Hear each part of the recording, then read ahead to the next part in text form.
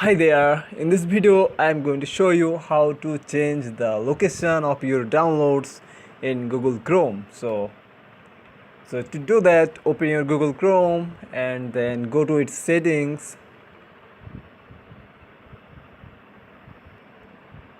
and then scroll down bottom and click on the advanced option and then keep going down, and under the download option here and you'll see location, and to change it you need to click on the change button and it will open a pop-up window. And so here you need to select the folder you want to be the location of your download. So you can select any folder you want here, and I am selecting the download default one because I want my download to be in here. So select the one you want and then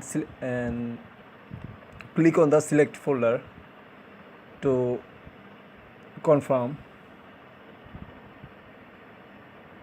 and that's it. That's all you need to do. So thank you for watching and please subscribe.